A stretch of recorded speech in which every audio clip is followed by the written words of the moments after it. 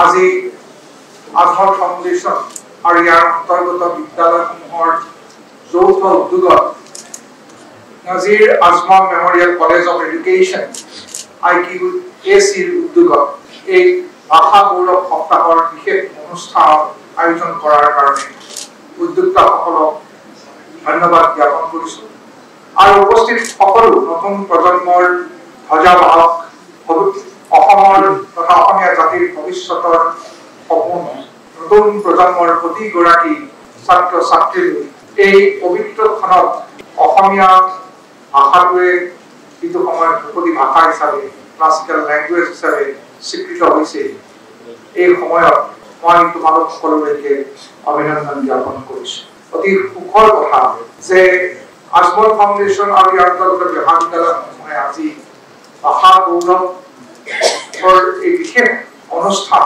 ভাষা গৌৰৱ সপ্তাহ পালনৰ এই কাৰ্যসূচী গ্ৰহণ কৰি অসমীয়া ভাষা অসমীয়া সাহিত্য অসমীয়া সংস্কৃতি তথা অসমীয়া জাতিৰ প্ৰতি আজমল ফাউণ্ডেশ্যনৰ তথা আজমল গ্ৰুপ অফ ইনষ্টিটিউশ্যনছ তথা ইয়াৰ যিখিনি আজমল গ্ৰুপৰ যিখিনি শিক্ষা প্ৰতিষ্ঠান আছে সকলোৰে যিটো দায়বদ্ধতা এই দায়বদ্ধতাটো তেখেতসকলে পুনৰবাৰ প্ৰকাশ কৰিছে আজি আমি সভাৰ উদ্দেশ্য ব্যাখ্যাত আমি জানি অতি সুখী হৈছোঁ যে আজমল ফাউণ্ডেশ্যনে আৰু ইয়াৰ অন্তৰ্গত শিক্ষা প্ৰতিষ্ঠানসমূহৰ জৰিয়তে অসমীয়া ভাষাটো তলৰ শ্ৰেণীৰ পৰা উচ্চ স্তৰলৈকে ইয়াক যথেষ্ট মৰ্যাদা সহকাৰে তেওঁলোকে লৈছে আৰু মৰ্যাদা সহকাৰে এই ভাষাটোৰ উত্তৰণৰ কাৰণে নবীন সকলৰ মাজত এই ভাষাটোৰ প্ৰচাৰ আৰু প্ৰসাৰৰ কাৰণে শিক্ষা ব্যৱস্থাকে ধৰি সকলো ক্ষেত্ৰতে তেখেতসকলে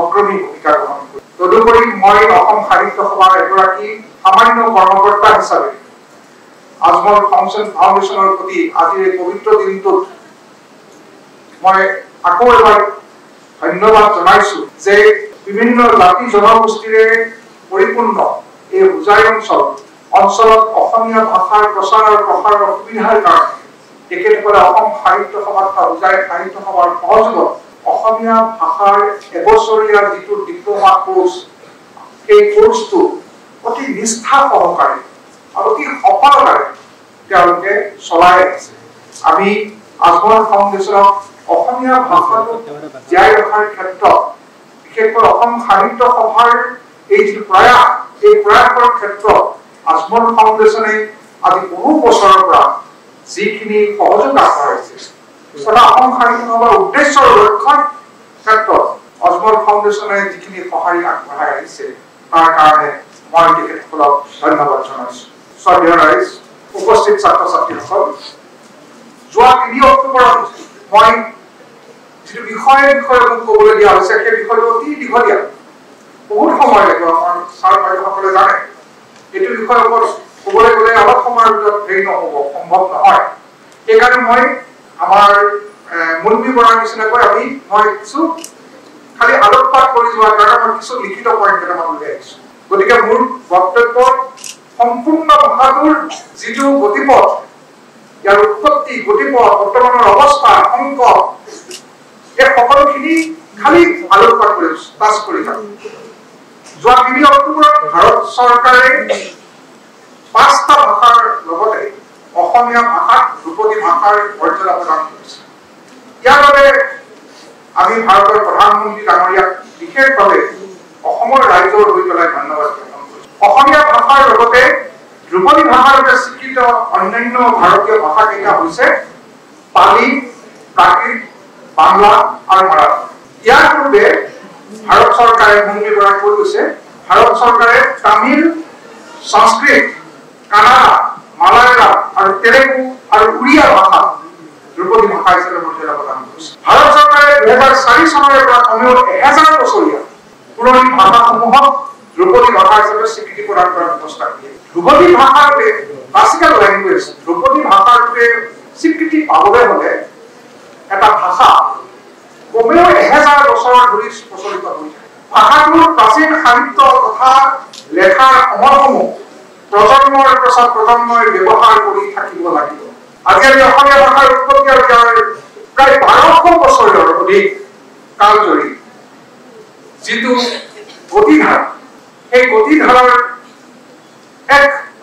বৃহত্তম দৃষ্টিৰে আলোকপাত কৰিব বিচাৰিছো অসমীয়া ভাষাৰ উৎপত্তিৰ প্ৰতি লক্ষ্য কৰিলে ভাষাটোৰ প্ৰাচীনত্ব অনুধাৱন কৰিব পাৰি মৌখিক সাহিত্য লোককলা লোকগীত তাম্ৰপত্ৰ শিলালিপি লগতে খ্ৰীষ্টীয় ৮ম শতিকাৰ পৰা দ্বাদশ শতিকাত ৰচিত চৰ্যাপদ ইত্যাদি সমলবোৰৰ পৰাই প্ৰাচীন কামৰূপী অথবা আজিৰ অসমীয়া ভাষাটোৰ উৎপত্তি আৰু স্বকীয়তাৰ আভাস পোৱা যায় ইয়াত দুটা কথা আছে এটা হ'ল প্ৰাচীন কামৰূপী আৰু বৰ্তমানৰ অসমীয়া ভাষা বুলি কৈছে মই আপোনালোকে নিশ্চয় জানে যে অসমীয়া ভাষাটো অসমীয়াৰ নামকৰণ কৰা বেছি বছৰ নহয় ১০০-১৫০ বছৰমান হৈছে ইয়াৰ আগতে এই ভাষাটো প্ৰাচীন কামৰূপীয় ভাষা বুলি কোৱা হৈছে গতিকে ইয়াক প্ৰাচীন কামৰূপীয় বুলিয়ে প্ৰথমতে ক'ব লাগে এই সকলো সমলৰ ওপৰত বিস্তৃত আলোচনা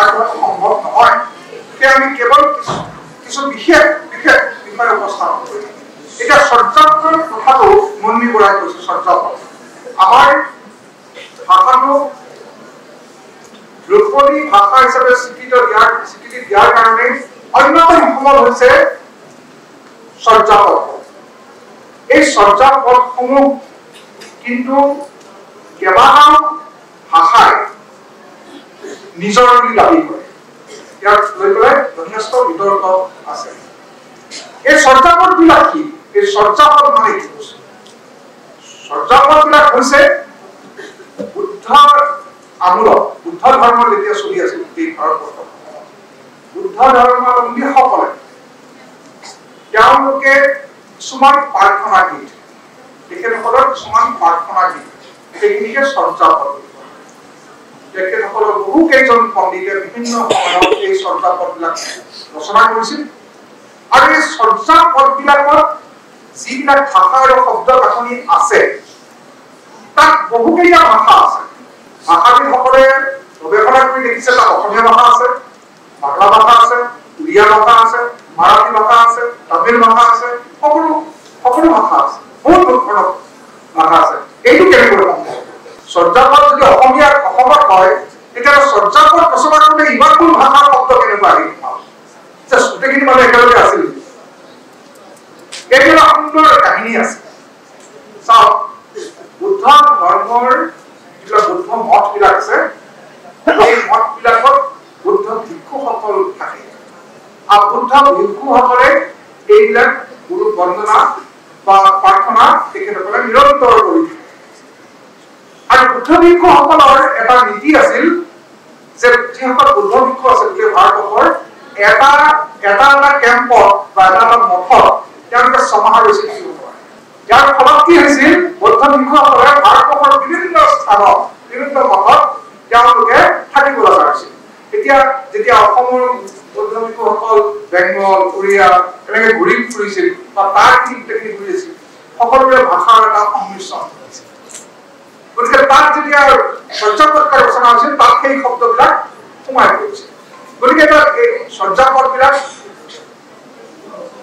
উমৈহতীয়া ভাষাৰ সংমিশ্ৰণ ৰচনা হোৱা বুদ্ধ দোহা বা গীত এতিয়া তাত অসমীয়া ভাষাৰ শব্দ তাত আছে এই সময়ত গতিকে আমিও সেইটো সময় হিচাপে ল'ব পাৰো যে এই শব্দবিলাক অসমীয়া শব্দ এই শব্দবিলাক এই সময়ত চৰ্যাপদ ৰচনাৰ সময়ত প্ৰচলিত আছিল অৰ্থাৎ প্ৰাচীন কামৰূপীয় ভাষাটো সেই যুগৰ পৰা আছিল বা তাৰ আগৰ পৰা আছিল অসমীয়া ভাষাটো ক'ৰ পৰা কেনেকৈ আজি ৰূপ পালে সেই সম্পৰ্কত পণ্ডিতসকলৰ মাজত মতদ্বৈধতা দেখা যায় যিয়ে গিয়েৰছন যোনে অসমীয়া সাহিত্যৰ ষ্টুডেণ্ট তেওঁলোকে তেখেতৰ নাম শুনিছে নিশ্চয় সুনীতি কুমাৰ চট্টোপাধ্যায় বাণীকান্ত কাকতি দৰে ভাষাবিদসকলৰ মতে অসমীয়া ভাষাটো হৈছে আৰ্যমূলীয় আৰু ই মাগধী প্ৰাকৃত ভাষাৰ পৰা বিকাশ লাভ কৰা তেখেতসকলে কৈছে যে এইটো আৰ্যমূলীয় অৰ্থাৎ সংস্কৃতমূলীয় আৰু ই মাগধী প্ৰাকৃত ভাষাৰ পৰা ক্ৰমান্বয়ে আহি আজিলৈ পাইছে আনহাতে বেণীমাধৱ বৰুৱা আৰু ডিম্বেশ্বৰ নেওগৰ দৰে কিছু সংখ্যক ভাষাবিদৰ মতে অসমীয়া ভাষাটো তাতোতকৈ আগৰ কামৰূপী প্ৰাকৃত ভাষাৰ পৰা বিকশিত হোৱা। এতিয়া মাগধী প্ৰাকৃত, কামৰূপী প্ৰাকৃত এইখিনি যদি মই ইয়াত ক'বলৈ যাওঁ আৰু এঘণ্টা সময় লাগিব। গতিকে যিসকল অসমীয়াৰ ভাষাৰ ছাত্ৰ বা ছাত্ৰী তেখেতসকলে এইখিনি বুজি পাব। দুটা প্ৰাকৃত ভাষা, মাগধী প্ৰাকৃত এটা আছে, কামৰূপী প্ৰাকৃত এটা আছে। কামৰূপৰ প্ৰাকৃতটো মাগধী প্ৰাকৃতৰ আগৰ। আপোনালোকে জানে সংস্কৃত ভাষাটোৱেই আটাইতকৈ প্ৰাচীন ভাষা নহয়। সংস্কৃত ভাষাৰটো মাজতে হোৱা ভাষা, এটা ৰূপান্তৰ ঘটি সংস্কৃত হৈছে। গতিকে আমাৰ ভুল ধাৰণা আছিলে একেবাৰে আটাইতকৈ পুৰণি ভাষাটো সংস্কৃত বুলি নহয়। কিন্তু যি ভাষাৰ পৰা বিকশিত নহওক কিয় অসমীয়া ভাষাৰ খ্ৰীষ্টীয় ৮ম শতিকাতে এটা স্বতন্ত্ৰ ৰূপ পাইছিল, তাত দ্বিমত নাই। অসমীয়া ভাষাটো যে সংস্কৃতৰ পৰা বহু আগৰ পৰা চলি অহা, কোনোবা প্ৰাকৃতৰ পৰা ওলোৱা তাৰ যথেষ্ট প্ৰমাণো আছে। মই দুটা উদাহৰণ আপোনালোকক দিব বিচাৰিছো যে যিসকলে কৈছে যে এইটো সংস্কৃতৰ পৰা আৰ্যমূলীয় নহয় তাৰ আগৰ, তাৰ দুটামান উদাহৰণ মই আপোনালোকক দিব বিচাৰিছো। যেনে যিটো এইবাৰ ধ্ৰুপদী ভাষা হিচাপে স্বীকৃত হোৱাৰ ক্ষেত্ৰতো সমল হিচাপে এইখিনি কথা উল্লেখ হৈছে। যেনে কৈছে অসমীয়া ভাষাত সততে ব্যৱহাৰ হৈ থকা বগা, জোৰ, পোহৰ, পুহুৰী, পুহুৰী, বতৰ, পোৱালি আদি শব্দবোৰ সংস্কৃতত নাই। এইবিলাক শব্দ সংস্কৃতত। কিন্তু ইণ্ডো ইউৰোপীয় মূলৰ ভাষা আছে, অৰ্থাৎ কামৰূপীয় প্ৰাকৃতত আছে। এইটো ঠিক যে অসমীয়া ভাষাৰ সংস্কৃত আৰু বৈদিক ভাষাৰ বহু শব্দ তৎসম শব্দ বা তদ্ভৱ শব্দ ৰূপে ভাষাটোত আছে, সোমাই গৈছে। এইটো সদায় যে সংস্কৃত এইটো হয়। কিন্তু এচাম পণ্ডিতে কৈছে যে এই অসমীয়া ভাষাটো সংস্কৃতৰ আগৰ পৰাই চলি আহিছে। উদাহৰণ এই। তদুপৰি অসমৰ বহুতো থলুৱা জনগোষ্ঠীয় ভাষা অষ্ট্ৰিক, মুণ্ডা, বড়ো, দেউৰী, টাই, চুতীয়া, মিচিং, কছাৰী, খাচী, নগা আদিৰ অনেক শব্দ সম্ভাৰেৰে অসমীয়া ভাষাটো চহকী হৈছে। মই এটা সৰু উদাহৰণ দিব বিচাৰিছো। আমি যে কওঁ ল'ৰাটো, এটা, দুটা, তিনিটা, টু-টাটি যিটো লগাই দিওঁ আমি ল'ৰাটো, এটকা, এটা টকা, টু-টাটি এইটো প্ৰকৃততে বড়ো শব্দ। এইখিনি বড়ো ভাষাৰ এটা উদাহৰণ মাত্ৰ। তেনেকুৱা আপোনালোকে বিচাৰি গ'লে অনেক পাব। আটাইতকৈ ভাল লগা কথাটো হৈছে যে অসমীয়া ভাষাত বিদেশী ভাষাও যথেষ্ট আছে। যেনে পাৰ্চী আৰু আৰবী ভাষাৰ বহু শব্দ, প্ৰায় বিচাৰিলে আপোনালোকে হাজাৰৰ অধিক শব্দ পাব অসমীয়া ভাষাত প্ৰচলিত। আমি কৈ আহিছো সেইবিলাক মূলতঃ পাৰ্চী বা আৰবী ভাষা। মই উদাহৰণ কেইটামান ক'ব বিচাৰিছো।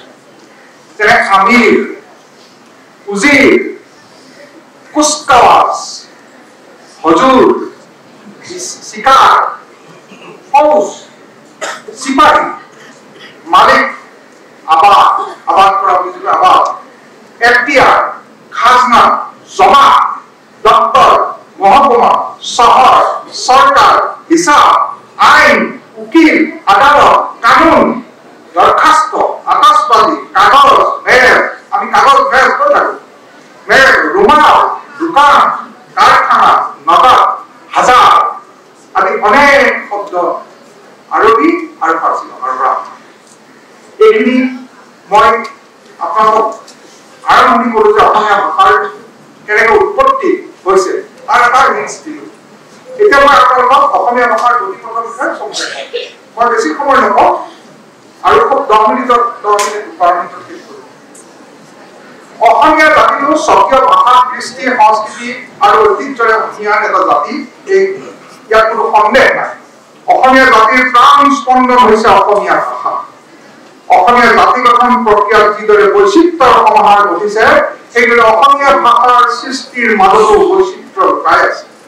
বিশেষকৈ অসমৰ থলুৱা জনগোষ্ঠীসমূহৰ প্ৰত্যেকৰে নিজস্ব একোটা সুকীয়া ভাষা থকা স্বত্বেও অসমীয়া ভাষাটোক সকলোৱে মিলি এক উমৈহতীয়া মান্য ভাষাৰূপে গঢ়ি তোলাৰ অন্তৰালত থকা কষ্টসাধ্য সাধনা আৰু সাৰ্থক ত্যাগৰ ফলতেই আজি অসমীয়া ভাষাটোৱে ধ্ৰুপদী ভাষা হিচাপে স্বীকৃত। বিশেষকৈ প্ৰাচীন কামৰূপ বা তাৰ আগৰ প্ৰাগজ্যোতিষপুৰৰ সমসাময়িক ভাষা আৰু প্ৰাচীন সাহিত্যৰ যে ভাৰতৰ অন্যান্য প্ৰান্তৰ ভাষা সাহিত্যতকৈ বিশেষভাৱে আন আগৰণীয় আৰ্য ভাষাতকৈ চহকী আছিল, এই কথা গৱেষকসকলে ইতিমধ্যে প্ৰমাণ কৰিছে। মৌখিক সাহিত্য কালৰ পৰা লিখিত ৰূপ পোৱালৈকে আৰু তাৰ পাছৰ আধুনিক ৰূপলৈকে অসমীয়া ভাষা সাহিত্যৰ এই সুদীৰ্ঘ পৰিক্ৰমাত পণ্ডিতসকলে প্ৰায় ৬টা যুগ ভাগ কৰিছে। ৬টা যুগত ভাগ কৰিছে। হিউৱেন চাঙৰ কামৰূপ ভ্ৰমণৰ পৰা ৮০০ খ্ৰীষ্টাব্দ মানলৈকে অসমীয়া সাহিত্যৰ মৌখিক ৰূপত আছিল। এইখিনি হ'ল মৌখিক ৰূপ। ৮০০ খ্ৰীষ্টাব্দৰ পৰা ১২০০ খ্ৰীষ্টাব্দলৈকে অসমীয়া সাহিত্যৰ প্ৰথম লিখিত ৰূপ মন্ত্ৰ শাস্ত্ৰ, ডাকৰ বচন, অপ্সৰা নাম, আইনাম, বিয়ানাম, জোগাৰী নাম, দেহ বিচাৰি, বিহু নাম ইত্যাদিৰ জৰিয়তে পোৱা সময়ছোৱা। চতুৰ্থ শতিকাৰ পৰা ১৬শ শতিকাৰ আগলৈকে এই কালছোৱাত প্ৰাক বৈষ্ণৱ আৰু বৈষ্ণৱ যুগ দুটা ভাগত ভাগ কৰিব পাৰি, যিটো ভূমি বৰাই কৈছিল। সপ্তদশ শতিকাৰ পৰা ১৮২৬ খ্ৰীষ্টাব্দৰ ইংৰাজৰ আগমনলৈকে উত্তৰ বৈষ্ণৱ যুগ বা বিস্তাৰ যুগ আৰু ১৮২৬ ৯৩ সন্ধি ব্ৰিটিছৰ আগমন। এইটোৱে অসমীয়া ভাষা, অসমীয়া সাহিত্য, অসমীয়া লিপিলৈ সাংঘাতিক ধৰণৰ এটা যুগান্তকাৰী পৰিৱৰ্তন লৈ আহিলে ১৮২৬ৰ পৰা স্বাধীনতা লাভলৈকে। আৰু এতিয়া উত্তৰ আধুনিক যুগ চলি আছে। ডক্টৰ ৰিঞ্জী বৰুৱাই অসমীয়া ভাষা আৰু সংস্কৃতি গ্ৰন্থত অসমীয়া ভাষাৰ জন্ম সম্পৰ্কে এনেদৰে কৈছে। প্ৰাচীন অসমীয়া ভাষা মাগধী অপভ্ৰংশৰ পৰা উদ্ভৱ হৈছে। খ্ৰীষ্টীয় ১০ম শতিকাতে যদিও আধুনিক ভাৰতীয় আৰ্য ভাষাসমূহৰ জন্ম বুলি অনুমান কৰা হৈছে, তথাপি নিৰ্দিষ্টভাৱে কোন সময়ত অসমীয়া ভাষাৰ নিজস্ব ৰূপ ল'লে তাক স্থিৰ কৰাটো কঠিন। অৱশ্যে সকলো ভাষাৰ জন্মৰ সম্বন্ধে এই একেই কথাকে খাটে, কিয়নো কোনো ভাষাতে জন্মৰ লগে লগে সাহিত্যৰ সৃষ্টি নহয়। গতিকে তাৰ যদি জন্মৰ নিমিত্ত লিখিত সাহিত্য প্ৰদান কৰোঁ, চন তাৰিখ যদি উলিয়াবলগীয়া হয়, সাহিত্য হৈছে ভাষাৰ জন্ম পত্ৰিকা। গতিকে জন্ম পত্ৰিকা বা লিখিত নিদৰ্শন নহলে জন্মকাল নিৰ্ণয় কৰিব পৰা নাযায়। ভাস্কৰ বৰ্মনৰ ৰাজত্বকালত চীন পৰিব্ৰাজক হিউৱেন চাং কামৰূপলৈ আহিছিল। তেওঁৰ ভ্ৰমণ বৃত্তান্তত তেওঁ লিখি থৈ গৈছে যে তেওঁলোকৰ অৰ্থাৎ কামৰূপৰ মানুহবিলাকৰ ভাষা মধ্য ভাৰতৰ ভাষাৰ লগত সামান্য প্ৰভেদ আছে। চীন পৰিব্ৰাজকৰ এই মন্তব্যৰ পৰা আন নহলেও খ্ৰীষ্টীয় ৭ম শতিকাৰ পৰাই যে অসমীয়া ভাষাই সুকীয়া প্ৰাদেশিক গঢ় লৈ আৰম্ভ কৰিছিল তাৰ প্ৰমাণ পোৱা যায়। হিউৱেন চাঙে লিখি থৈ গৈছে 664 তেওঁ লিখি থৈ গৈছে যে ইয়াৰ ভাষাটো ভাৰতবৰ্ষৰ অন্যান্য ভাষাতকৈ অলপ বেলেগ। তাৰমানে সেইটোৱে হ'ল অসমীয়া ভাষাৰ উৎপত্তিৰ এটা প্ৰমাণ যে অসমীয়া নিজস্ব ভাষা এটা তাৰ পৰা ওলাই আছে, জন্ম হৈ আছে। এইটো ঠিক যে অসমৰ বিভিন্ন অনাৰ্যমূলীয় থলুৱা গোষ্ঠীসমূহৰ উমৈহতীয়া সংহতিত অসমীয়া ভাষাৰ গঢ় লৈ উঠা বুলি কোৱা হয়। যদিও আহোম আগমনৰ পূৰ্বে এই জাতি গঠনৰ জকাপহে গঢ়ি উঠিছিল। ১২২৪ ১২২৮ ১২২৮ চাউলুং চুকাফা আহিছিল। ১২২৮ নে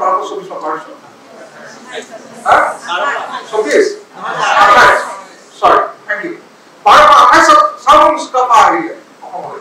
আৰু এই আহোম ভাষাৰ আগমনৰ লগে লগে অসমীয়া ভাষাটোৰ এটা পৰিসীমা নিৰ্দিষ্ট। প্ৰকৃততে অসমীয়া জাতি গঠনৰ প্ৰক্ৰিয়া অৰ্থাৎ অসমীয়া জাতীয়তাবাদৰ জন্ম ব্ৰিটিছসকলৰ অসমলৈ অহাৰ পাছৰ পৰাহে আৰম্ভ হৈছে। মই প্ৰথমতে কৈছো যে অসমীয়া নাম কোৱা বেছি বছৰ হোৱা নাই। আহোমসকলৰ আগমনৰ আগলৈকে প্ৰাচীন কামৰূপৰ বুকুতে অসমীয়া ভাষা সাহিত্য বিকাশ লাভ কৰিছিল। গতিকে দেখা যায় প্ৰাচীন অসমীয়া ভাষাটো মাগধী অপভ্ৰংশৰ বিশেষৰ পৰা উদ্ভৱ হৈ পৰিৱৰ্তনৰ মাজেদি আহি আহি খ্ৰীষ্টীয় ১০ম একাদশ শতিকাৰ পৰা আজিৰ অসমীয়া ৰূপ লৈছে। অসমীয়া লিখিত সাহিত্যৰ ইতিহাস আদিযুগ ৯৫০ খ্ৰীষ্টাব্দৰ পৰা ১৩০০ খ্ৰীষ্টাব্দলৈকে ৰচিত চৰ্যাগীতসমূহ ৰচনাৰ পৰা তাৰ প্ৰমাণ পোৱা যায়। অসমীয়া সাহিত্যৰ ইতিহাসৰ মতে খ্ৰীষ্টীয় ১৪শ শতিকাত কেইবাগৰাকী স্বনামধন্য কবিৰ আৱিৰ্ভাৱ হৈছিল। এই কালছোৱাত প্ৰাক শংকৰ বৈষ্ণৱ যুগ বুলি কোৱা হয় শংকৰদেৱৰ জন্মৰ আগতে এইখিনি অসমীয়া সাহিত্যত যথেষ্টখিনি আগবাঢ়িছিল এই কবিসকলে মৌখিক কালৰে পৰা চলি অহা ধৰ্মীয় মূল আখ্যানবোৰক ভিত্তি কৰি অসমীয়া ভাষাত কেইবাখন উল্লেখনীয় কাব্য সম্ভাৰ সৃষ্টি কৰিছিল তাত তেতিয়া গদ্য সৃষ্টি হোৱা নাছিল বিশেষকৈ কবি হেম সৰস্বতীৰ দ্বাৰা প্ৰহ্লাদ চৰিত্ৰ হৰগৌৰী সংবাদ নামৰ দুখন অনুপম কাব্য গ্ৰন্থ ৰচনাৰ লগতে কবি ৰত্ন সৰস্বতীয়ে মহাভাৰতৰ দুৰ্ণপুত্ৰ জয়দব্বত কাব্য ৰচনা কৰিছিল প্ৰাক শংকৰী যুগৰ কৃতবিদ্য শ্ৰেষ্ঠ কবিগৰাকী হৈছে কবিৰাজ মাধৱ বৰাকী ৰজা মহামাণিকৰ ৰাজকবি মাধৱ কন্দলীয়ে সপ্তকাণ্ড ৰামায়ণ অনুবাদ কৰি চতুৰ্থ শতিকাতে সমগ্ৰ উত্তৰ ভাৰতৰ প্ৰান্তীয় ভাষাত ৰচিত প্ৰথমখন ৰামায়ণ ৰচক ৰূপে কৃতিত্ব অৰ্জন কৰে অসমীয়া ভাষাটো এটা মাইলৰ খুঁটিত স্থাপন কৰিলে মাধৱ কন্দলীয়ে ৰামায়ণখন অসমীয়া ভাষালৈ অনুবাদ আৰু এই গোটেই উত্তৰ পূৰ্বাঞ্চল উত্তৰ পূব ভাৰতৰ প্ৰথমখন অনুবাদ ৰামায়ণ হ'ল মাধৱ এইটো এটা ডাঙৰ কৃতিত্ব যিসকলে অসমীয়া ভাষা আমি অসমীয়া ভাষাটোক লৈ গৌৰৱ কৰোঁ আজি যিটো গৌৰৱ ভাষা গৌৰৱ এইটোৰ প্ৰথম গৌৰৱটো হৈছে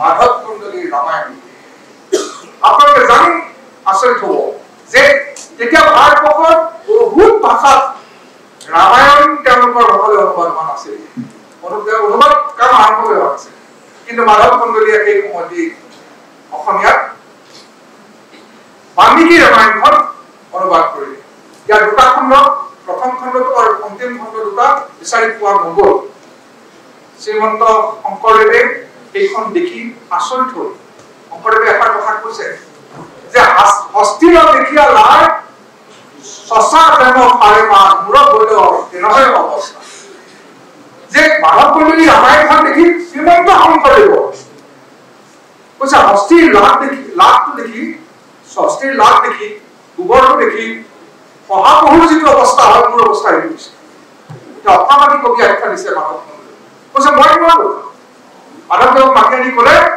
যে তুমি আগফালে ধৰা মই দুইফালে ধৰো আগ চোৱা তুমি লিখা দুই চোৱা মই লিখি কোনোমতে শব্দ কাকত কিমান ডাঙৰ মাধৱ কন্দলী কিমান ডাঙৰ পণ্ডিত আছিল সেই সময়ত ভাবি চাওক এইটো আমাৰ কাৰণে ডাঙৰ গৌৰৱৰ কথা যে যাক আমি শ্ৰীমন্ত শংকৰদেৱক আমি অসমীয়া জাতিৰ জনক বুলি কওঁ অসমীয়া ভাষা সাহিত্য সংস্কৃতিৰ জনক বুলি কওঁ এই জনকে মাধৱ কন্দলীৰ বিষয়ে কি কৰিছে মহাপুৰুষ শ্ৰীমন্ত শংকৰদেৱৰ নৱবৈষ্ণৱ যেতিয়া মহাপুৰুষ শ্ৰীমন্তৰ নৱবৈষ্ণৱ যুগ আহিল খ্ৰীষ্টীয় পঞ্চদশ শতিকাত সেইটো অসমীয়া ভাষা অসমীয়া লিপি অসমীয়া সাহিত্যৰ কাৰণে এটা স্বৰ্ণিম যুগ কাৰণ জাতিটোৰ ভাষা সাহিত্যলৈ এটা যুগান্তকাৰী পৰিৱৰ্তন শ্ৰীমন্ত শংকৰদেৱে জাতিটোক একেলগ কৰি পেলালে জাত পাতহীন কোনো ধৰণৰ ইমেজ মূৰ্তি পূজা চব বাদ দিয়ে পেলাই এতিয়া নিৰাকাৰ ব্ৰহ্ম নিৰাকাৰ ভগৱানক অৰ্চন বন্দন কৰিবলৈ আৰু কেৱল তেওঁৰ নাম ল'লেই মানুহে মুক্তি পাব বুলি যি ধৰ্ম প্ৰচাৰ কৰিলে কি সুন্দৰ ধৰ্ম কি সহজ কি সুন্দৰ যিটো পৃথিৱীৰ বহুত ধৰ্ম ইছলামক সেইটোৱেই কৈছে এই শ্ৰীমন্ত শংকৰদেৱে পঞ্চদশ শতিকাত তেখেতে প্ৰচাৰ কৰিলে আৰু তেখেতে অসমীয়া ভাষাত নাটক গীত সকলো বৰগীত অংকীয়া নাট তেওঁৰ যিমানখিনি আছে পুথি পাজি কিমানখিনি ৰচনা কৰিছে সেই মহাপুৰুষ শংকৰদেৱে অসমীয়া জাতিৰ অসমীয়া ভাষাটোক এটা নতুন যুগান্তকাৰী ৰূপ দি দিলে আৰু সেই হ'ল অসমীয়া ভাষাৰ যিটো ক্ৰমবিকাশ এই ক্ৰমবিকাশৰ এটা সোণালী ঠাই সৰ্বগুণাকৰ মহাপুৰুষ শংকৰদেৱৰ লগতে তেওঁৰ প্ৰিয় শিষ্য শ্ৰীমন্ত মাধৱদেৱৰ বিৰচিত গীত কবিতা অংকীয়া নাট বৰগীত ভাটিমা ইত্যাদি নানান তত্ত্বমূলক আৰু আখ্যানমূলক ৰচনাৰাজিৰে অসমীয়া ভাষাৰ চিৰ যুগমীয়া ৰূপ দিলে গুৰু পূজাৰ পিছতে বৈষ্ণৱ যুগৰ উল্লেখনীয় সাহিত্যিকসকলৰ ভিতৰত ৰাম সৰস্বতী অনন্ত কন্দলী ভক্তদেৱ গোবিন্দ মিশ্ৰ ৰামচন্দ্ৰ ঠাকুৰ শ্ৰীধৰ কন্দলী ৰত্নাকৰ কন্দলী কমফৰি সাৰ্বভৌম ভট্ট ইত্যাদি অসমীয়া সাহিত্যৰ ভঁৰাল চৌধুৰী কৰিছে শংকৰদেৱৰ মাধৱদেৱৰ পিছত তাৰ পিছত আৰু এটা বাহিৰৰ খুঁটি অসমীয়া সাহিত্য হ'ল আৰু এটা সোণালী খুঁটি নৱবৈষ্ণৱ আন্দোলনৰ সমসাময়িক যিখিনি আপোনাৰ মনসা কাব্য ৰচনা হৈছে সাত হেৰি সেইখিনিও উল্লেখনীয় মই পঢ়ি গৈছো ইয়াৰ অন্যতম হেৰি শংকৰদেৱৰ শ্ৰীমন্ত শংকৰদেৱৰ পিছত গদ্য সাহিত্য ভট্টদেৱে গদ্য সাহিত্য দামোদৰদেৱৰ শিষ্য ভট্টদেৱে প্ৰথম গদ্য সাহিত্য ৰচনা কৰিলে গদ্য তেওঁ লিখা আৰম্ভ কৰিলে এইটো হৈছে আন এটা মাইলৰ খুঁটি এই ভট্টদেৱৰ যিখিনি গদ্য সাহিত্য আছে সেই গদ্য সাহিত্যখিনি হৈছে মাধৱ কন্দলীৰ পিছত অসমীয়া ভাষা আৰু অসমীয়া সাহিত্যলৈ এটা মাইলৰ খুঁটি স্বৰূপে আগবঢ়োৱা এটা অৱদান ইয়াৰ পিছত অসমীয়া ভাষা সাহিত্য সংস্কৃতি বিকাশৰ ক্ষেত্ৰত মই আগতে কৈছো যে 1228 খ্ৰীষ্টাব্দত আহোম আহিল আহোমসকলৰ অৱদান আটাইতকৈ বেছি আহোমসকলে এক অসমীয়া ভাষাৰ ৰূপ দিয়াৰ লগতে এটা ডাঙৰ কাম কৰিলে সেইটো হৈছে যে তেওঁলোকে বুৰঞ্জী লিখাৰ প্ৰচলন কৰিলে অসমীয়া ভাষাত বুৰঞ্জী লিখাৰ প্ৰচলন আপোনালোকে নিশ্চয় জানে যে সেই সময়ত সমগ্ৰ ভাৰতবৰ্ষত কোনো এটা জাতিয়ে বুৰঞ্জী লিখা নাছিল নিজৰ বুৰঞ্জী লিখাৰ প্ৰচলন কেৱল দুটা জাতিৰ মাজত আছিল এটা হ'ল আহোম আনটো হ'ল কাশ্মীৰ কাশ্মীৰৰ ৰজাসকলে তেওঁলোকৰ নিজৰ ইতিহাস আৰু আহোমসকলে 1228 চনৰ পৰাই অসমৰ বুৰঞ্জী তেওঁলোকে লিখা আৰম্ভ কৰিছিল আৰু এই বুৰঞ্জী যিখিনি সাহিত্য বুৰঞ্জীত যিখিনি ভাষা প্ৰয়োগ কৰা হয় বুৰঞ্জীৰ যিখিনি ৰসাল সাহিত্য তাৰ যিটো লিপি তাৰ যিটো কথন ভংগী এইখিনি অসমীয়া সাহিত্যৰ এটা মূল্যৱান সম্পদ 15 শতিকাৰ শেষ দশকত দামোদৰদেৱৰ শিষ্য ভট্টদেৱৰ হাততে প্ৰকৃত গদ্যৰ সৃষ্টি হৈছিল এই কথাটো মই ক'লোৱে গুৰুৰ আদেশ মতে তেখেতে স্ত্ৰী সূত্ৰে বুজিব পৰাকৈ কথাবন্ধে ভাগৱতখন গদ্যলৈ ৰূপান্তৰ কৰিছিল আৰু বছৰতে আৰু কেইখনমান গ্ৰন্থ গদ্যলৈ ৰূপান্তৰ কৰিছিল সেইখন হৈছে অনুবাদ কৰা গ্ৰন্থ শ্ৰীমদ ভাগৱত গীতা আৰু ভক্তি ৰত্ন এই ভট্টদেৱৰ অৱদান আমি কেতিয়াও পাহৰিব নালাগে 1826 খ্ৰীষ্টাব্দত 24 ফেব্ৰুৱাৰীত স্বাক্ষৰিত হোৱা ইয়াণ্ডাবু সন্ধি মতে অসম ৰাজ্য ইংৰাজৰ হাতলৈ যায় ইয়াৰ পাছত হোৱা অসমীয়া ভাষাৰ সাহিত্যৰ বিপৰ্যয়ৰ কথা সকলোৱে জানে যে 1836 চনত এপ্ৰিল মাহত অসমৰ পৰা পুৱৰীয়া অসমীয়া ভাষাটোক নিৰ্বাসন দি স্কুল আদালত সকলোকে বঙলা ভাষা প্ৰচলন কৰিলে উল্লেখ যে 1837 চনত ব্ৰিটিছ ভাৰতবৰ্ষৰ সকলো ৰাজ্যতে নিজস্ব মাতৃভাষা চলাব লাগে বুলি আইন প্ৰণয়ন কৰিছিল আৰু বেংগল প্ৰেচিডেন্সি আণ্ডাৰত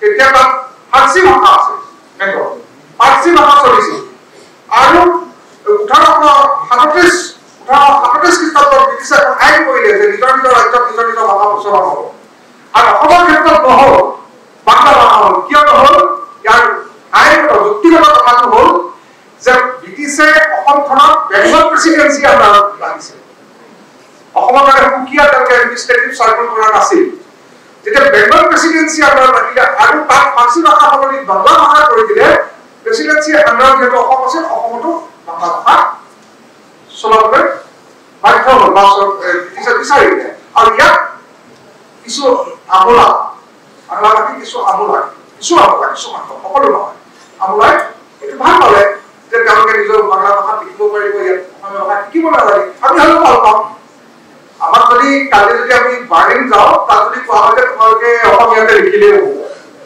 তেতিয়াহ'লে আমি সকলোকে বা ইংৰাজীত লিখিলেই হ'ব যদি চাইনা যাওঁ চাইনাত গ'লে যোনে যোনে জেগাত তোমালোকে নিজৰ নিজৰ ভাষাত লিখিলে আছে আমি ভাল পাওঁ না সেইটোৱে কথা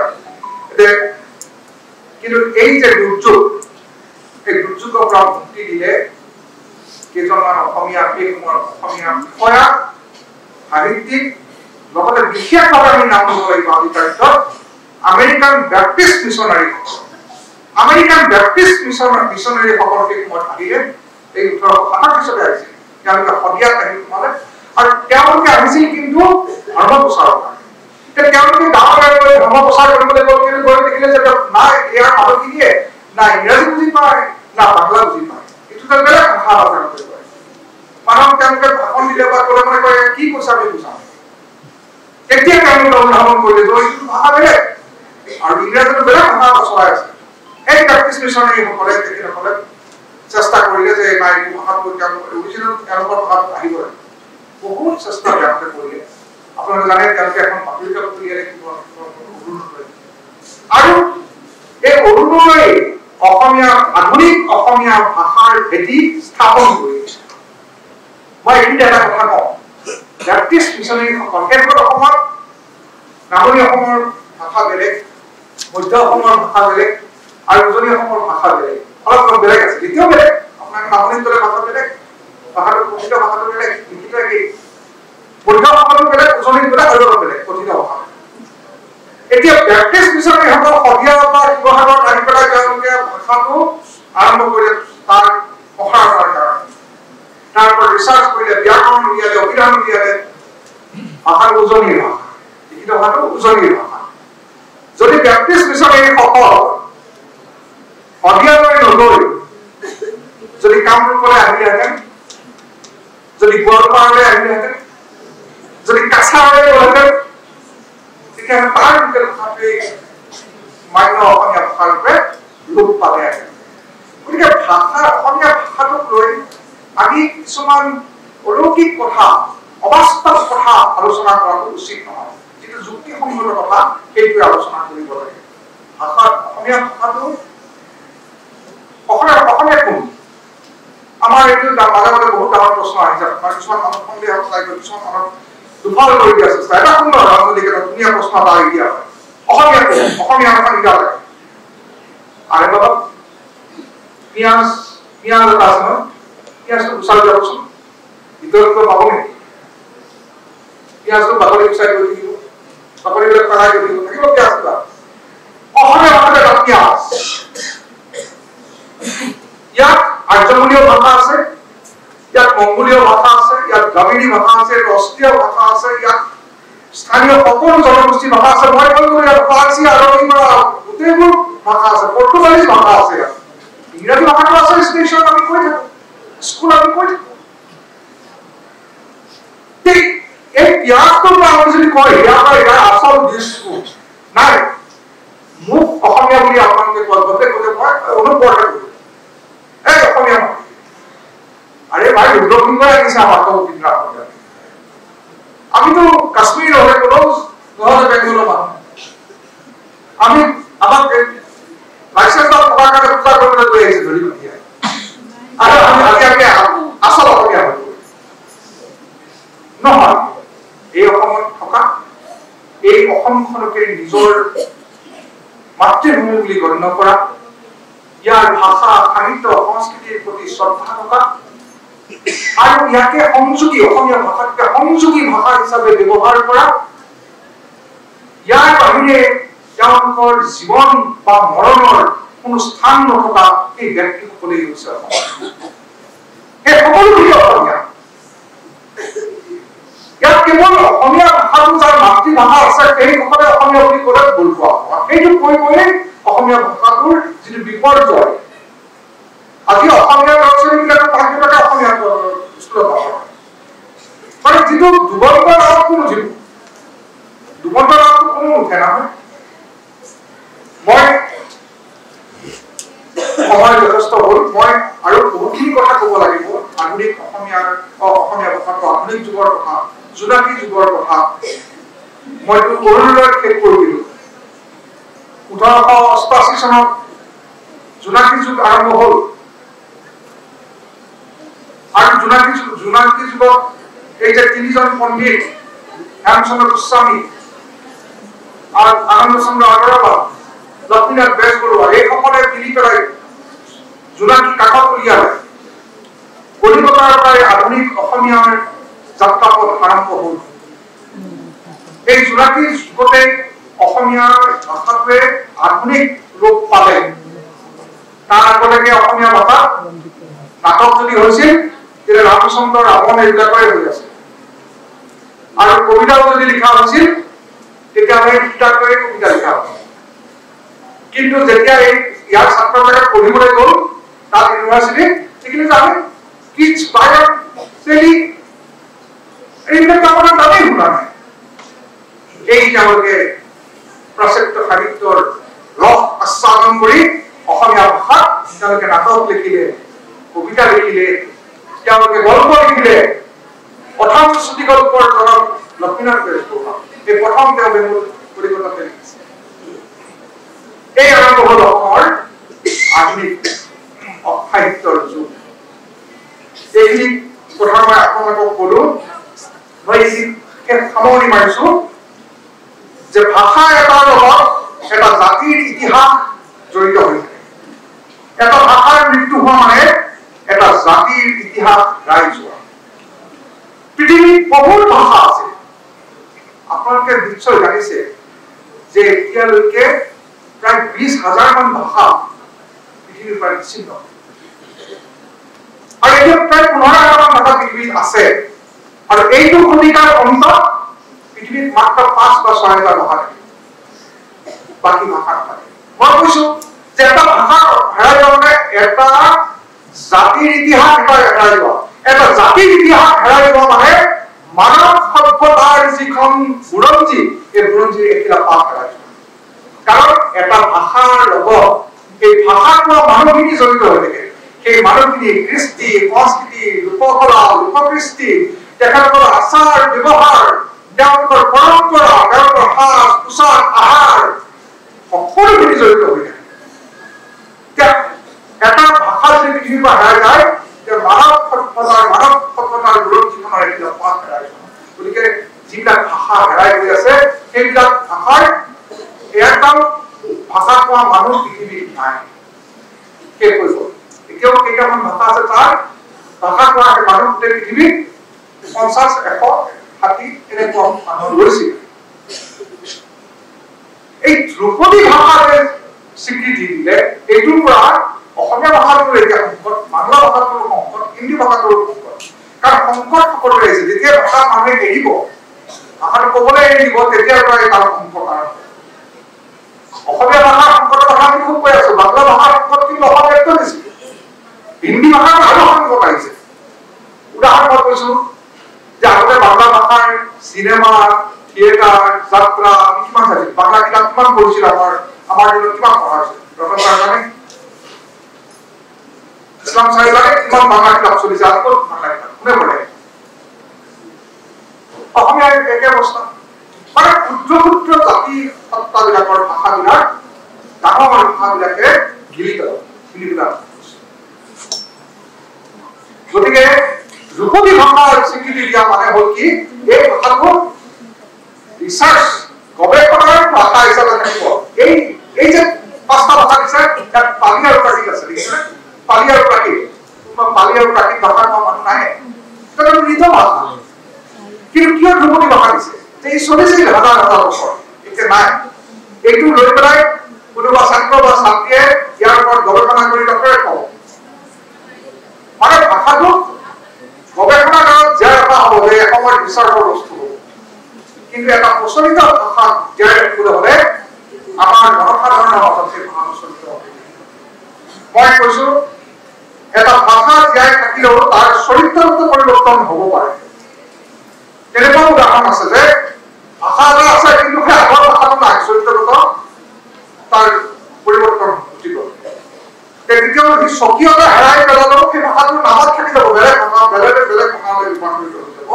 উদাহৰণ আছে যে পুৰণি গ্ৰীক ভাষাৰ চৰিত্ৰগত পৰিৱৰ্তন হৈ বৰ্তমানৰ গ্ৰীক ভাষালৈ ৰূপান্তৰিত হৈছে। প্ৰাচীন গ্ৰীক ভাষা আৰু বৰ্তমানৰ গ্ৰীক ভাষাৰ মাজত আকাশ পাতাল চৰিত্ৰগত পৰিৱৰ্তন হৈ গ'ল। বেলেগ বেলেগ মানুহ আহিলে তাৰ ভাষাৰ গোটেই শব্দ। এতিয়া আমাৰ চৰিত্ৰগত পৰিৱৰ্তন হৈ আছে। আমাৰ ল'ৰা ছোৱালীবিলাকে অসমীয়া ভাষাটো কওঁতে চব মিক্স কৰি দিয়ে, শব্দবিলাক বেলেগ ধৰণৰ কৈ দিয়ে। এইটো চৰিত্ৰগত পৰিৱৰ্তন। আৰু সেইদৰে লেটিন ভাষা কোৱা মানুহখিনি শেষ হৈ গ'ল। অৰিজিনেল যিটো লেটিন ভাষা কোৱা শেষ হৈ গ'ল। লেটিন ভাষা কোৱা শেষ হৈ যোৱাৰ পিছত ভাষাটোৰ চৰিত্ৰগত পৰিৱৰ্তন হৈ বৰ্তমানৰ ৰোমান, ইটালিয়ান, স্পেনিছ আৰু ফৰাচী ভাষাৰ সৃষ্টি হৈছে। লেটিন ভাষাকে কিন্তু তেওঁলোকে বেলেগ বেলেগ ভাষা কেইটামান সৃষ্টি কৰি লৈ গ'ল চৰিত্ৰগত পৰিৱৰ্তন কৰি। মই আপোনালোকক বহুত সময় ললো, আৰু মই ভাষাবিদ নহয় ভাষাটো ভাল পাওঁ চিৰ চেনেহে মোৰ ভাষাৰ জননী সৰুৰ পৰা তেনেকুৱা পৰিৱেশ সৃষ্টি হৈছো আৰু মোৰ যিটো আইডিঅলজিয়ে কয় যে মই মোৰ মাতৃভাষাটো জীয়াই ৰাখিবৰ কাৰণে মই কিবা কৰিব লাগে লোকে কৰি দিব এইটো কথা নহয় ঠিক নহওক মই আপোনালোকক এই বিনম্ৰ অনুৰোধ যে আজি যে মই ইয়ালৈ আহিছো আপোনালোকৰ লগত কথা পাতিছো এই যিটো ভাষাত কথা পাতিছো সেইটো ইয়াত থকা বহুতৰে নিজৰ মাতৃভাষা নহয় কিন্তু এটা সংযোগী ভাষা আমি ইজনে সিজনৰ কথা পাতিবলৈ হ'লে সংযোগী ভাষা লাগিব আজি যদি নাগালেণ্ডত যায় আমি নাগাসকলৰ লগত কথা পাতিব পাৰোঁ এইকাৰণে যে তেওঁলোকৰ সংযোগী এটা ভাষা অসমীয়া নাগামিজ ভাষা আছে নাগামিজ ভাষাটো যেতিয়া কথা কয় আমি বুজি পাওঁ যে কি ক'ব বিচাৰিছে বুজি দুজন মানুহৰ মনৰ কথা বুজাবুজি হ'বলৈ হ'লে এটা সংযোগী ভাষা লাগিব নহ'লে এজনে ডিমাচা ভাষা ক'ব এজনে কাৰ্বি ভাষা ক'ব এজনে চিলতি ভাষা ক'ব এজনে হিন্দী ভাষা ক'ব কি হ'ব গতিকে এটা সংযোগী ভাষা হিচাপে আপোনালোকৰ সচেতনৰ অনুৰোধ এই নৰ্থ এটা সংযোগী ভাষা হিচাপে অসমীয়া ভাষাটো জীয়াই ৰাখিবৰ কাৰণে এই উত্তৰ পুৰুষে নতুন প্ৰজন্মই আগ্ৰহী হ'ব লাগিব এইখিনিকে কৈ মোক এইখিনি কথা ক'বলৈ সুযোগ দিয়াৰ কাৰণে মই আজমল ফাউণ্ডেশ্যনৰ সকলো মহাবিদ্যালয় বিশেষকৈ Nazir Ajmal memorial college of এডুকেশ্যনৰ সকলো মাননীয় শিক্ষক শিক্ষয়িত্ৰী কৰ্মকৰ্তালৈ আন্তৰিক কৃতজ্ঞতা জনাই মোৰ কোৱা সকলো ভুল ত্ৰুটিৰ বাবে মাৰ্জনা বিচাৰি মই মোৰ বক্তব্য